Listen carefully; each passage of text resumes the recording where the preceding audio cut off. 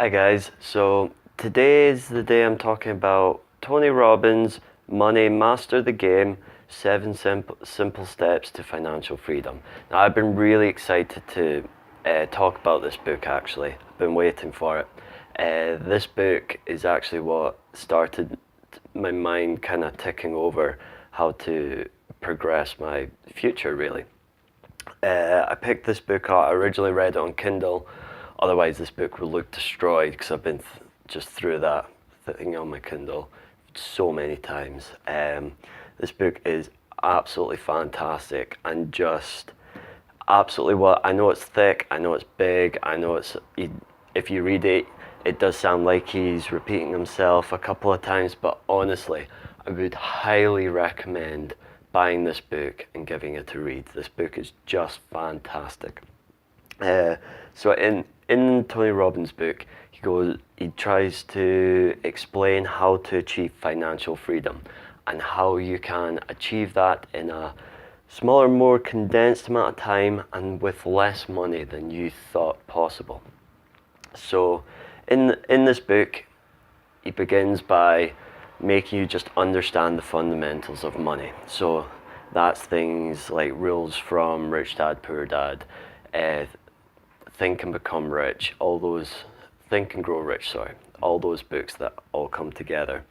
He goes through that. He goes through how investing works, what people, because he's American, a lot of what he talks about is based in America, but he goes through about how investing works, how people retire, work all their lives chasing the next paycheck, and then eventually retire, and because that pot of money in the government is hardly sustaining the previous generation, where's the money for us when it comes to our point to retire if it's all being given to the previous generation? There's got to be no money in the pot. So this is talking about the importance of getting your financial knowledge, your financial intelligence together.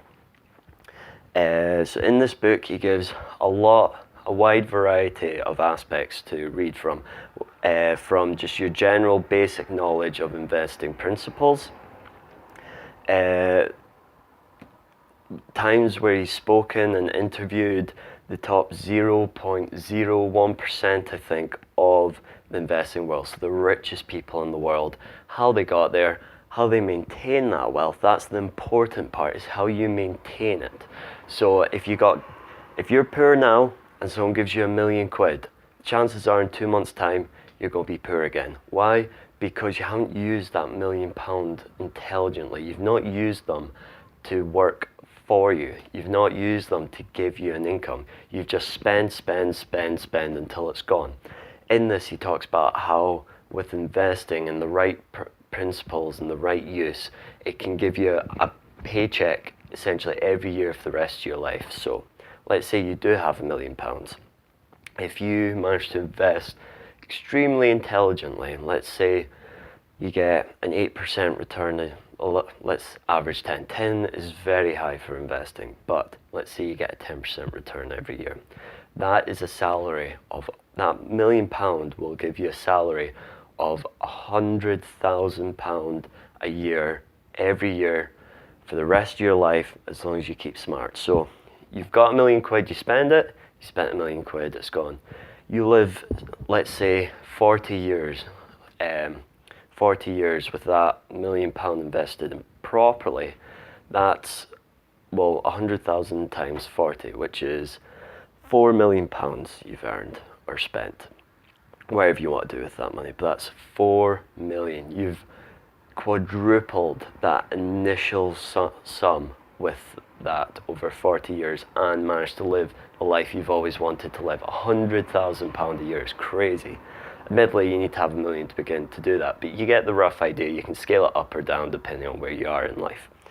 So this talks about fundamentals of how you make money work for you, then how to acquire that money. So by paying yourself first. It's similar to the rules in Rich Dad, Poor Dad, where as soon as you get your paycheck, you tax yourself. You give yourself your self-tax, you pay yourself a percentage of that to begin with before you've paid anyone else. So that could be 10%, 20%, 5%. No matter how much or how little, you got to keep that number and pay that first. You got to make it automated so that you don't falter, because we're all flawed at heart, really. So if you can make it automated and take it out as soon as you get that money, or even before you get that money, so that you're not tempted to spend it and then make up for it in the next paycheck, because let's face it, you never will. There's never enough money in a paycheck to be able to do that, I just find personally. So he goes through how money works, how to start saving that money, how to invest it properly, testimonials from the top 0.1%. And lastly, and this is probably the most interesting thing to take away from this book, is you can know a lot about investing, but if you don't practice it, it's like knowing a lot about swimming but never having been in the water. You can know all the dynamics and the basis of it, but someone drops you in the pool, you're going to drown that first time. So he gives a very good, I would say a startup concept. I think it's from Ray Dalio. I'm not sure on that. You'd need to check yourself. But it's the top investor in the world. And he asks him, during an interview, asks him, if you were to take someone's money, let's say Joe from the general public, and you were to invest his money, how would you invest it to make it the most profitable it can be? And he gives it. He goes away, has to think about it, comes back, and on the spot gives a list of the percentages of that money that you should invest and where you should invest it. And then Tony went away, trialed it out, and over the past, I want to say 50 years, it has averaged 9.7% a year, including the times of the financial crisis back in 2007, 2008. It is averaged 9.7%. So because that's an average, sometimes it's lower, sometimes it's higher, but it is never, I think it only failed once, and that was under 3% failure. Whereas if you find a lot of individuals, stocks and shares that you can buy and invest all your money into, if it goes negative, it can go a lot lower, a lot lower. So by only going under 3% during the financial crash as well, that is crazy insane. So that's unbelievable, being able to do that and have an actual blueprint of where you should be putting your money so that you can be making just under 10% interest a year is crazy. And then he goes on to about how if you accumulate your wealth, every month you're slowly saving more and more, so you're adding to that pot as you go on. And then the power of compounding. So by starting young, you can slowly build your money up, and because it's constantly building, and then so year one you get a certain amount of interest coming, year two you've got that original amount of interest coming, and then interest on the interest from the previous year, and basically it just scales up and keeps going until you're eventually earning a ridiculous amount. And he explains how, in two analogies, there's a guy who starts saving from the point where he's 19, and there's a girl who starts saving from the point where I think she's 25 or 30.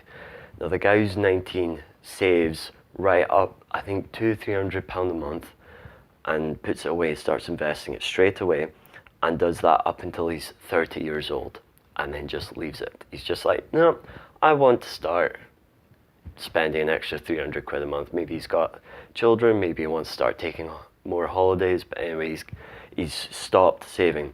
But that money he's accumulated over that time will still keep going, and by the time he is retired, that money will have made him a millionaire. There'll be over £1.5 million in there. Whereas on the flip side, the girl doesn't start saving until she's, I think it's 25 or 30, I want to say 30. And she saves £300 from the point where she's 30, starts investing it straight away, until she retires at 60, 65. Now during that time, she's also become a millionaire, but I think through the sum, she's earned maybe 200 grand less. And she's also had to physically be saving up, putting money away for 30 years, whereas the boy only had to put money away for 11, 12 years. And he works out with more money when he retires than she does. So it just shows you the power of compounding. And it's easy to show that. You can open up an Excel document yourself and work it out, and you'll be able to see in real time how that works out to your benefit. So whether you're 16, 26, 36, 46, just start saving, just start investing. Buy this book, give it a read, and just start putting the money away. You will reap the rewards so much, you'll be glad you'll never look back, really. It is hard, don't get me wrong, nothing's easy. Nothing that comes good in life is easy, but it's worth it. Like this book. It took me a while to read, I'm not going to lie. But the reason I like how big the book is, and I've seen a lot of reviews where people complain about how he keeps repeating the same things over and over, is that's how you learn. So someone gives you a bit of knowledge, generally you go, oh, that's interesting, then forget it. Maybe like this YouTube video, for instance. But if you're physically reading the same thing over and over and over, it's the same whether you're learning a new language, you're learning anything you did at school, you're learning English, maths, science, you have to read the same thing over and over. You have to teach yourself it over and over again until it becomes second nature. So same when you're a kid. Obviously, when you're a real youngster, toddler, you don't have that much short-term memory, so you forget. But if you look at any other kids, it takes them so long to learn to get just from lying on their back to their core muscle strengthening so that they can sit up, to then being able to crawl, to then being able to walk, to then be able to run. It takes them a couple of years to be able to learn those basic things that we take as second nature today. So this book is rather like the same. So, and to be able to run, he teaches you the basics, right from being able to just strengthen your core muscles to sit up, to then being able to crawl, to being able to walk, to being able to run. And he repeats it over and over. So by the time you finish the book, not only have you just read the book, but you've got ingrained in you the 7 principles that he talks about. So whether you're struggling at the moment, whether you're living the good life, or you've just come into a good bit of money, whether it's from an unfortunate relative passing away, or maybe you have won the lottery, and then good on you. But if you want to change your circumstances, if you want to change your life, if you've got ideas of bigger things, I would definitely give Money Master the Game a read. He has got a newer book out, I think it's called Unshakable. I've not read that yet, but from what I've been told, it is a rather dumbed down version of this book for the general public. I'm not sure how much I like the idea of that personally. I found, because I had to learn as I went through this book, was part of how I took in what he was talking about, whereas I feel like if it's dumbed down, you might not get the same effect. But I don't know, I've not read it. This book also came out in 2014, whereas Unshakable came out, I think, 2017. So he might have updated a couple of points that might now be dated in here. But on the flip side, I bought this for a £5 and the new book's 15 quid. So when you weigh it up, I don't know, you can compare, do what you want. It is your education after all, you're taking it into your own hands. But I would thoroughly recommend giving this a read, whatever you do. Thanks.